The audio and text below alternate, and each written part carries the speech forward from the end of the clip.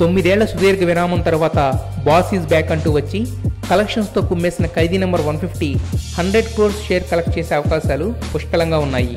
దాంతో చిరు జడ్జిమెంట్కి తిరుగులేదు, కమిట్మెంట్కు సాటి లేదు అనే మాటలు విపరీతంగా వినిపిస్తున్నాయి.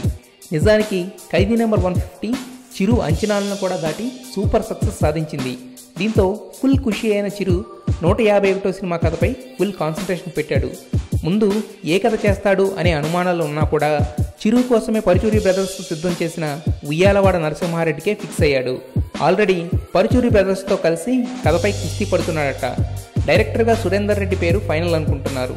ఫ్యాన్స్ మాత్రం ఇలాంటి ఇంటెన్సిఫైడ్ సినిమాకి బోయపాటి అయితే రికార్డుల మోత మోగుతుందని అభిప్రాయపడుతున్నారు.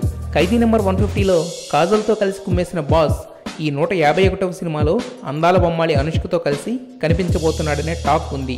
1850ల కాలం నాటి లుక్స్కి సెట్ అవుతూనే మరో పక్క కాస్తంత గ్లామర్ని కూడా ఒలికించాలి. అందుకే అనుష్క పర్ఫెక్ట్ చాయిస్ అని ప్రొడ్యూసర్ రామ్ చరణ్ ఫీల్ అవుతున్నాడట.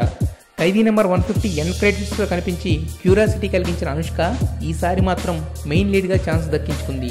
అయితే ముందు చూపుతోనే సినిమాకి అస్సలు సంబంధం లేని అనుష్క విజువల్స్ ఖైదీలో ఉండేలా ఈ యంగ్ ప్రొడ్యూసర్ జాగ్రత్తలు తీసుకున్నాడు అనే టాక్ వినిపిస్తుంది. మొత్తానికి ఈ 151వ సినిమాకి సర్వం సిద్ధం. చిరు మేకోవర్తో మేకప్తో సినిమా స్టార్ట్ చేస్తే మళ్ళీ సందడే సందడి. ఇలా సంతోషంగా ఎప్పుడూ ఒక్కసారి ఉంటాను.